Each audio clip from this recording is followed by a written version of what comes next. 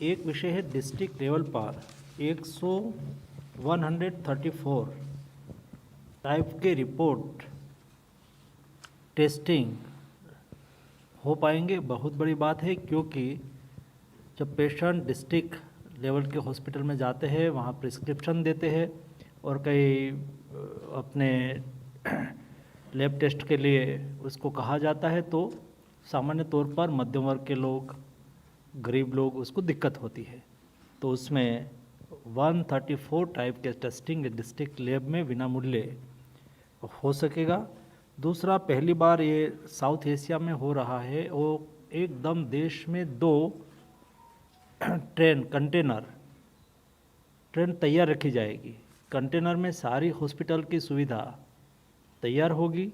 कोई भी पेंडेमिक की सिचुएशंस हो, कोई जगह पे डिज़ास्टर हो, कोई जगह में ऐसी ही तुरंत ही रिक्वायरमेंट हो, तो यहाँ बाय रेल से मूव की जा सकेगी, बाय एयर से भी मूव की जा सकेगी। तुरंत ही हम 24 घंटे में कोई जगह पे कोई साइक्लोन आ गया, इसी स्थिति में आवश्यकता खड़ी हो गई, तो 24 घंटे में हम वहाँ रेडी हॉस्पिटल पहुँचा सके, इसलिए कंटेनर हॉस्पिटल भी खड़ी की जाएगी। वो परमानेंट सेटअप रहेगा। उसका एक केंद्र रहेगा चेन्नई और एक केंद्र रहेगा दिल्ली। 2 लोकेशन पर रहेंगे। नॉर्थ इंडिया में यहाँ से पहुँच जाएंगे। साउथ इंडिया में ऐसी कोई स्थिति हो गई तो चेन्नई से मूव हो सके, इस दृष्टि से सारी व्यवस्था कुल मिला के की गई है। WHO की एक सिस्टम है, उसमें उसकी टेक्निकल कमेटी ऑब्जर्व करती है, उसके बाद एक दूसरी कमेटी ऑब्जर्व करती है, और टेक्निकल कमेटी ने उसको पॉजिटिव दे दिया है। उसकी ऊपर वाली कमेटी 26 को आज ही मिल रही है। तो एक कमेटी के जो डिसीजन होंगे उसके आधार पर कोवैक्सीन को WHO का अप्रूवल होगा। स्वाभाविक तौर पर ऐसा कोई डिसीज मिले तो प्रशासन उसके लिए तुरंत ही पहुंचे। एक बात है, जिका वायरस वो मॉस्किटो से फैलता है, ऐसी स्थिति में एक, आपकी बात सही, एक केस पाया गया है और प्रशासन उसको देख रहा है। उस पर अभी जांच चल रही है, टीम उसको चेक कर रही है। उसमें उसके बिना सोचे समझे कोई स्टेटमेंट दे देना कि इतना खतरनाक होगा, ऐसा मेरे लिए भी उचित नहीं है। और उसको एक बार, क्योंकि वेरिएंट बार बार बदलता रहता है, कौन सा वेरिएंट, किस टाइप का वेरिएंट है, किसकी घातकता है, ये ICMR और NCDC के लोग साथ में मिलके उसकी डिटेल स्टडी करते हैं और उसके आधार पर वो लोग निर्णय करते हैं। किसी को दुनिया में कौन सी वेव कब आएगी वो किसी को पता नहीं है, इसलिए मैं तो मेरी ओर से हमेशा कहता हूँ कि हमें सतर्क रहना है। ये न्यू टाइप का पेंडेमिक है, उसके लिए कोई आगाही करना ये मुश्किल है, किसी को भी नहीं करनी चाहिए। और जो स्थिति एराइज हो, जो स्थिति खड़ी हो, उसका सामना हम साथ में मिलकर कैसे करें, और इसलिए हम सक्सेस रहे। फॉर एग्जांपल, आज डेवलप्ड कंट्री में भी वैक्सीनेशन के प्रति हेजिटेंसी है। आज आप सब लोगों ने, सरकार ने, सभी लोगों ने एक अवेयरनेस क्रिएट किया, हेजिटेंसी नहीं है। 75% एबव फर्स्ट डोज एडमिनिस्टर हो गया, ये हमारे लिए बहुत बड़ी उपलब्धि है।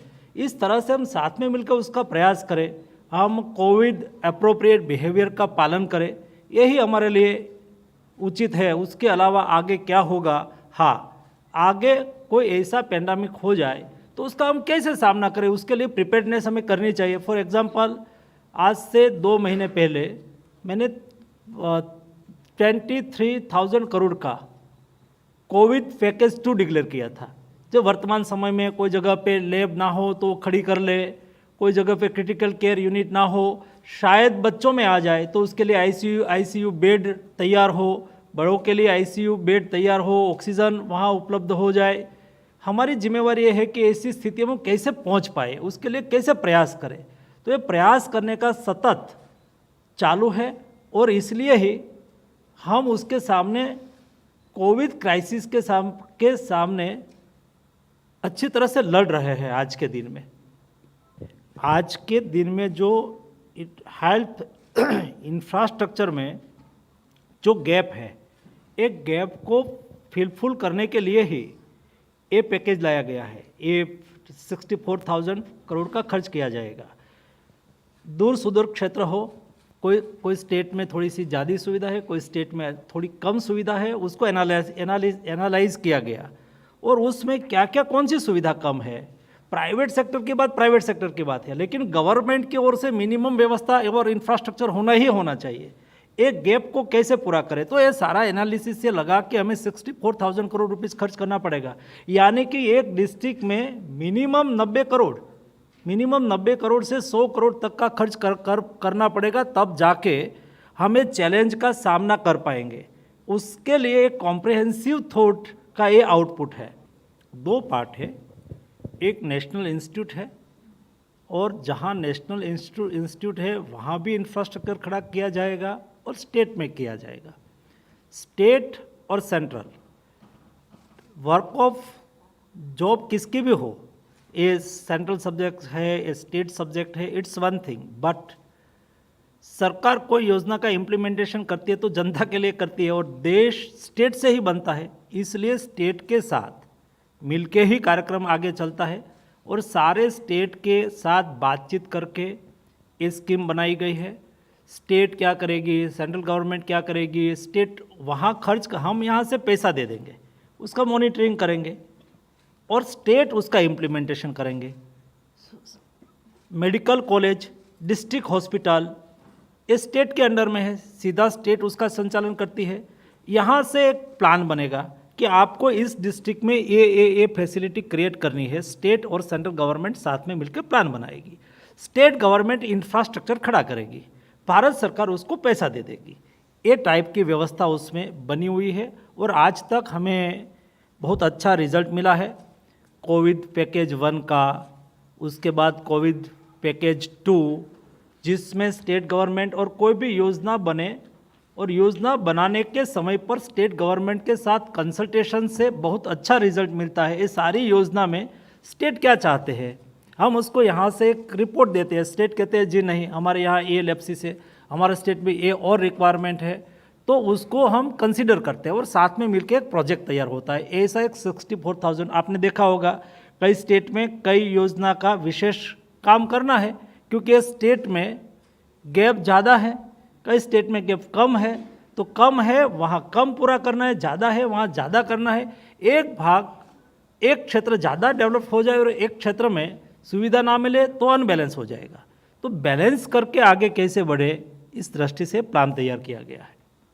उसमें 2022 तक हम पूरा कर देंगे। Health and wellness centre PPP से नहीं किया जाएगा, राज्य सरकार और सेंट्रल गवर्नमेंट ही करेगी क्योंकि ये गवर्नमेंट फैसिलिटी है, इसलिए गवर्नमेंट की दृष्टि से ही करना है और टाइम पे पूरा भी कर देंगे।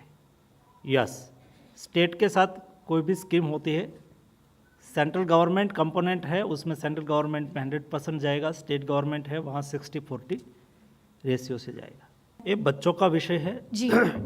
उसमें हमने पहले से ही गवर्नमेंट ने स्टैंड लिया है कि जब इस टाइप का एक्सपर्ट विषय है उसमें गवर्नमेंट को इंटरफेरेंस नहीं करना है। लेकिन मेरे पास जो जानकारी है उसमें एक कमेटी ने, टेक्निकल कमेटी ने उसको अप्रूवल दिया है और वो आगे और चेक कर रहे हैं, तो जब वो डिसाइड करेंगे तब उसके ऊपर डिसीजन होंगे। ये सब चीज़ें ऐसी है, बायोलॉजिकल भी है, बच्चों के साथ जुड़ी हुई है उसमें, और दुनिया में भी क्या ट्रेंड है, दुनिया क्या करती है, दुनिया की एक्सपर्ट ओपिनियन क्या हो रहा है, उसके आधार पर उस पर ये लोग डिसीजन लेते हैं।